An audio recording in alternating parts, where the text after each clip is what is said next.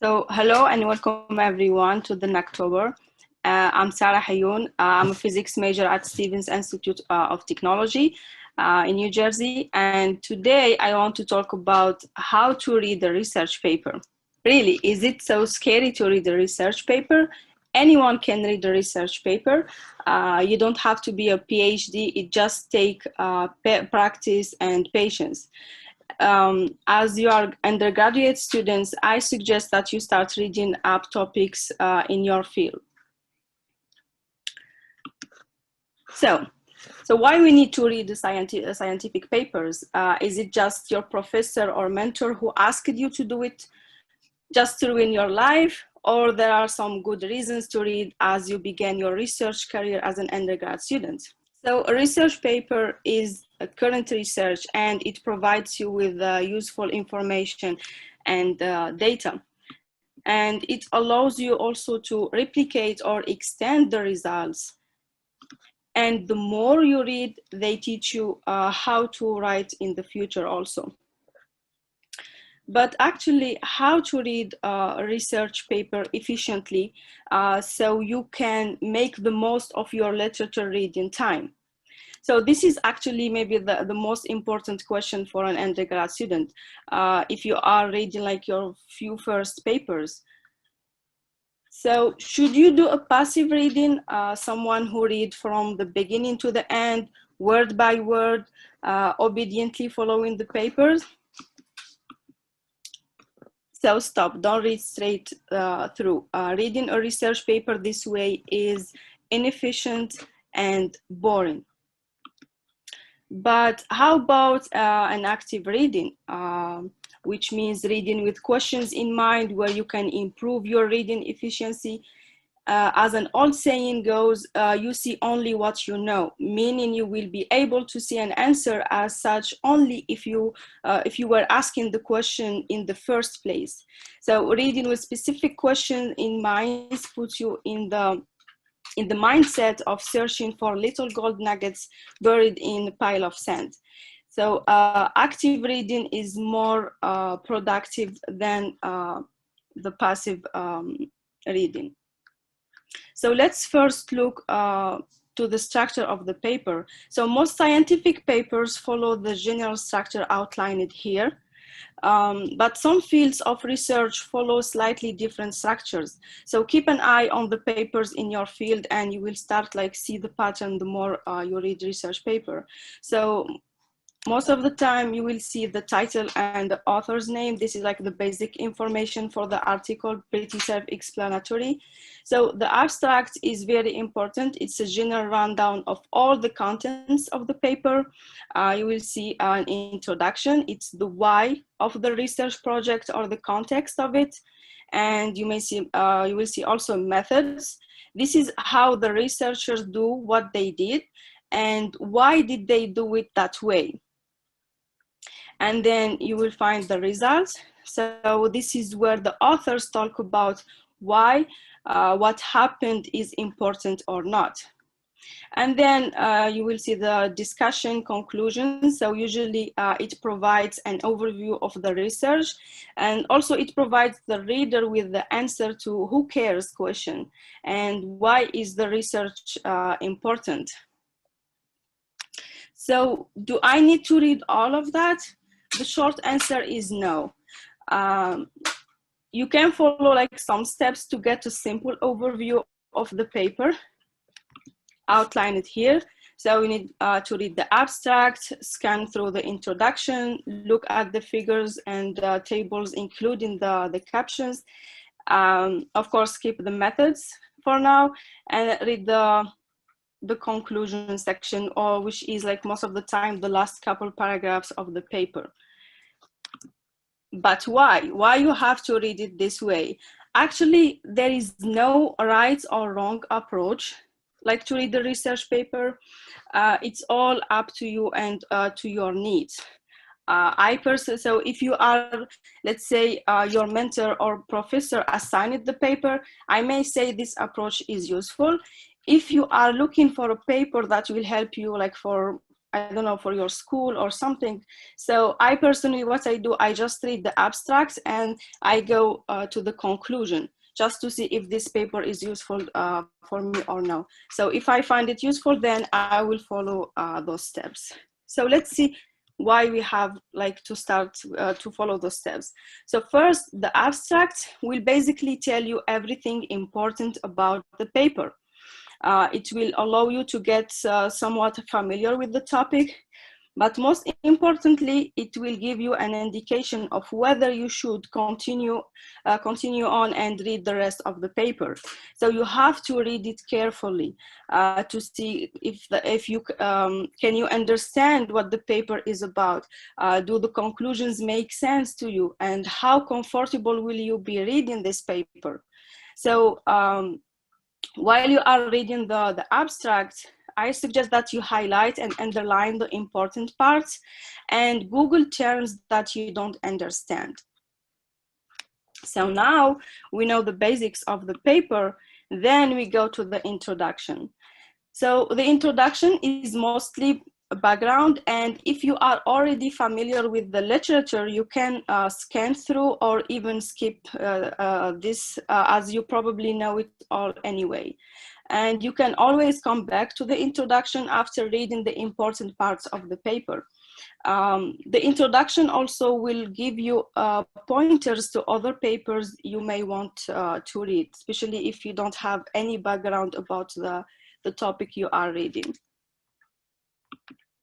So next, methods. Methods usually is how the work was performed. And for now, you may skip it.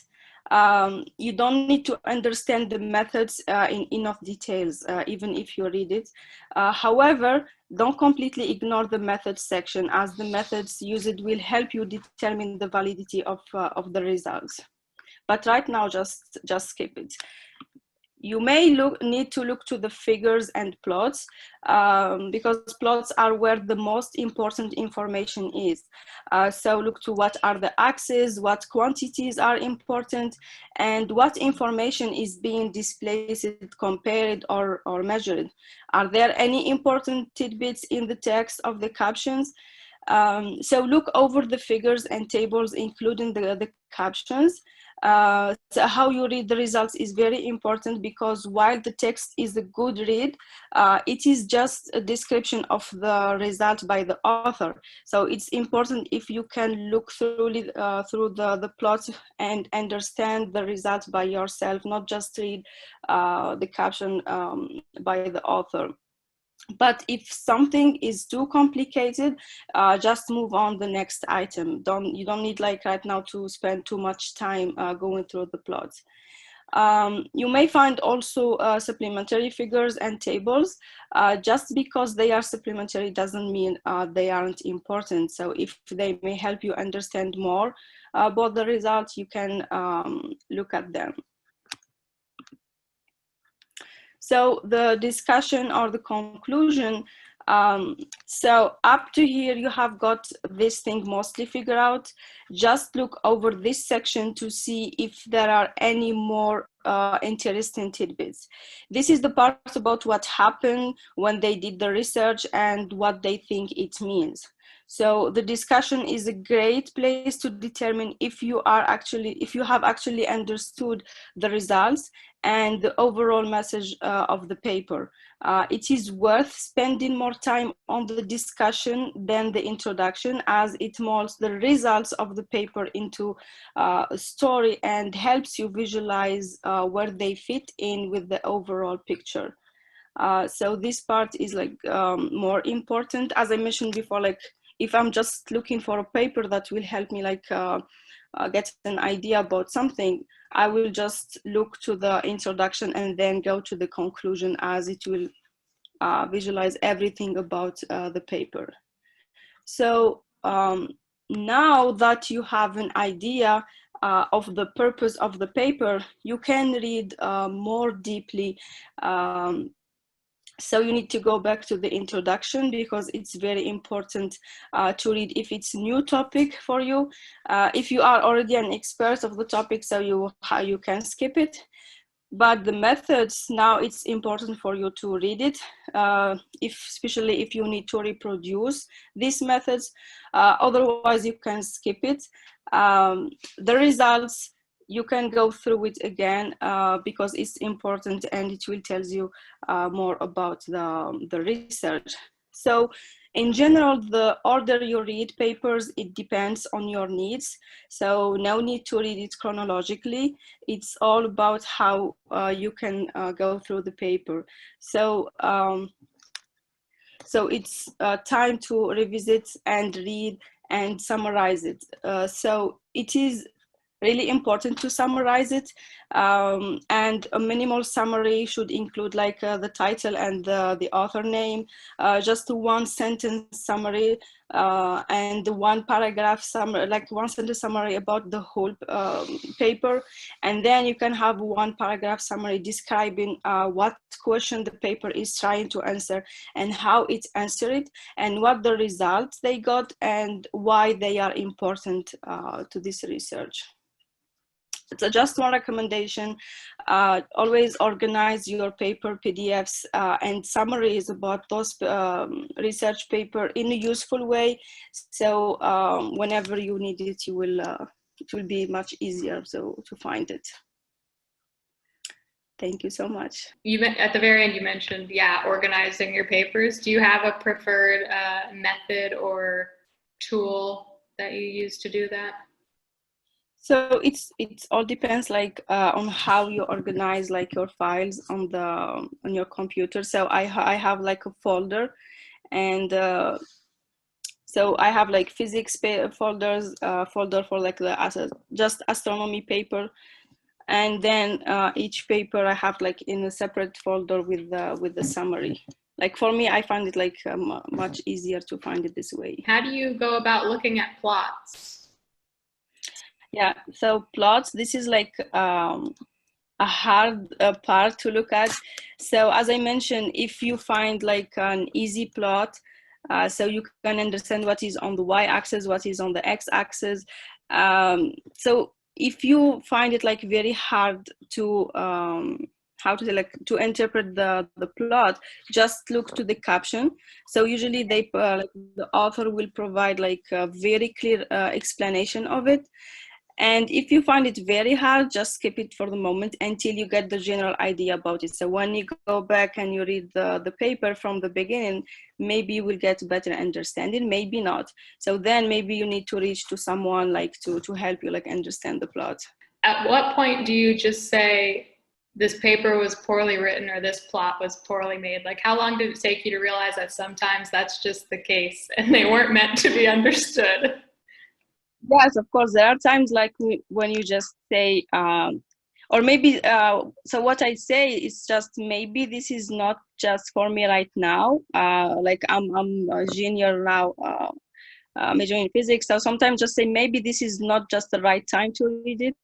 Maybe I will find it useful later, not now. So this is like my way to interpret things. Okay, so let's all thank Sarah once again for a great talk.